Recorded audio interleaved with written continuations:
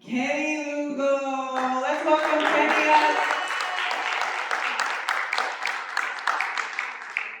He's getting stuff. He's getting situated. He has his laptop. He has a box. He is the best dressed. He's the best dressed. All righty.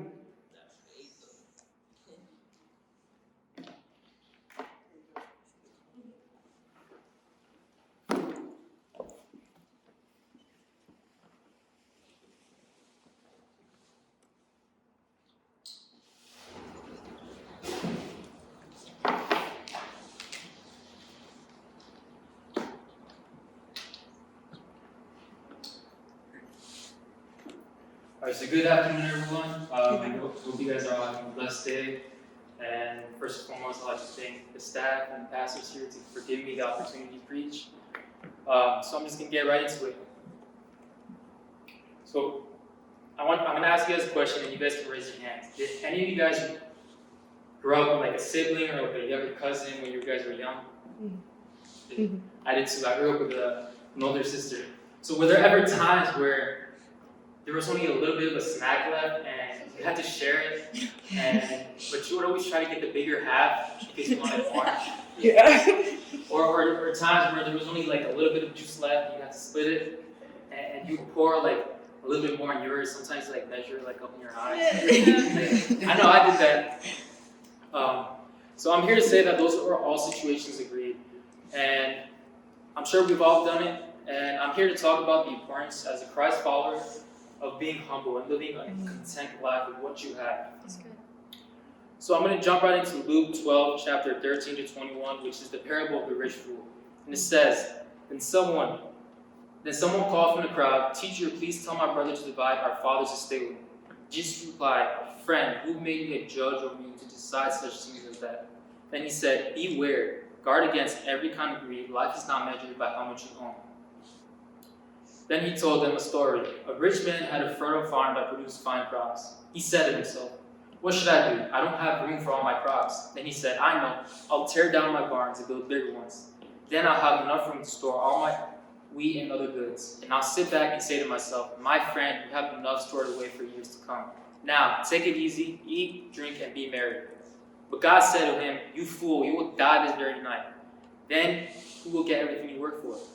Yes, a person is a fool to store up earthly wealth but not have a rich relationship with God. So that leads me to my first point, which is, what good is it for a man to earn the whole world but lose his entire soul? Yeah. Philippians 3:20 says, But we are citizens of heaven where the Lord Jesus Christ lived. This life we are living right now is completely temporary. So everything we have, everything we own, phones, shoes, cars, jewelry, everything, electronics, everything we own, is going to stay here when we leave the earth. So we can't make it a priority in our living to always want more, or always want possessions, or always want the best, because it's going to stay here when we leave. 70 or so years in this time here at earth, or however long you live, is nothing in comparison to eternity in heaven. Yeah. So if our mentality is always we want the best or we want more possessions, then we have to ask ourselves, what does that allow us to gain? And are you trying to seek the approval of man? And if that's the case, then you have to ask yourself, what does that allow you to gain? Because in Galatians 1:10, it specifically says, if you are trying to seek the approval of man, you're not a servant of Christ. And I know in this generation that's full of judgment, full of people scrutinizing you and watching you and saying, oh, you need to have this, you need to have that. It's hard. But we need to really make sure that we're living a life for the approval of God. Because then at the end of the day, His judgment is the only one that matters. On Judgment Day, He's the one that's going to be saying, oh, you're going to go up to heaven. Not one guy saying, oh, you don't have enough money, so you're not going to go up to heaven. And even God Himself, He's not going to say, just because you don't have this, just because you don't have enough money, you're not going to go up to heaven. He's never going to say that. So at the end of the day, it's all about your heart. Second point. The person that we would very often call a success is the same person that God would call a fool. Proverbs 28:20 says, a faithful man will be richly blessed, but one eager to get rich will not go unpunished. As Christians, I feel like we need to change the definition in our mentality on what it means to be rich and successful. In God's eyes, being successful is having a true and abundant relationship with Him. Having a relationship with Him every day, praying, worshiping, living just a Christian life. That's what successful means in God's eyes.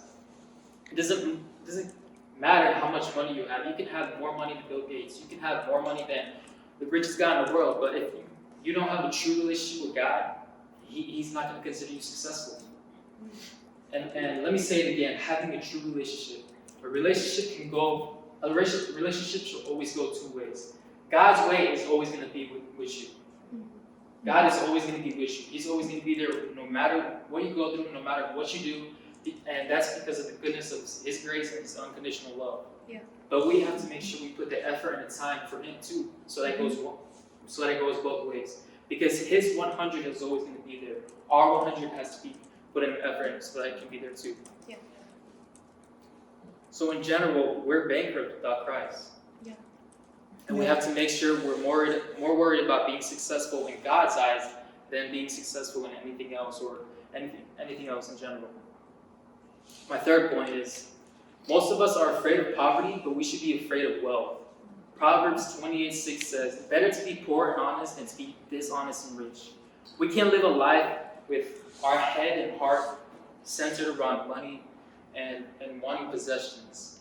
In the Bible itself, it says, "For money is the root of all evil." Yeah. And we see that today with like celebrities and people who, have a lot of money with them partying, taking drugs, and Yeah. living this lifestyle that shouldn't be lived.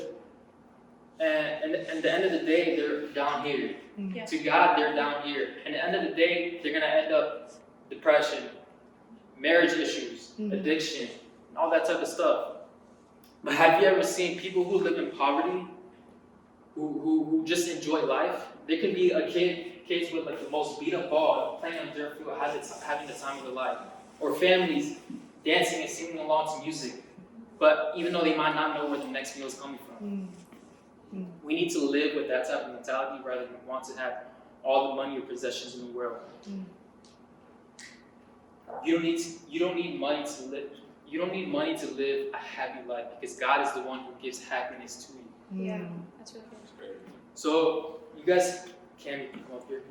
So you guys see this box that I have here. I'm using it as a representation as ourselves. And this Bible, I'm going to put it here as a representation of our possessions and us being content. Right now, the box is completely fine. It's healthy, it's stable. There's nothing wrong with the box, and it's in good condition. But when we take this out, and we have a mentality of wanting more and wanting and greed, which is represented by Cam, look what happens to the box. It's crushed. Yeah.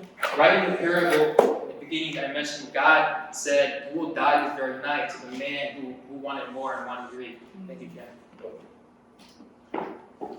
So to conclude, I just want to say this. It's not bad to want to have things or just want things in general, because God is the one who gives it to us. But it's all based on the intentions of your heart. Are you serving? Are you giving your tithes? Are you putting God in your priority? Yeah. Are you walking with this servant's heart? So if you get anything out of this sermon today, get this. Be rich in God, not gold. Make sure we're spending time with Him and growing our relationship with God, so we're living a fully Christian life. Another thing, be humble or you'll stumble. In a sense of everything, not just money. And again, have a servant's heart. Jesus walked on earth, and all He did was serve. All He did was serve until He died on the cross. Yeah. And in general, if this is something you struggle with, being humble, just make sure that you can get through anything with God. Thank you.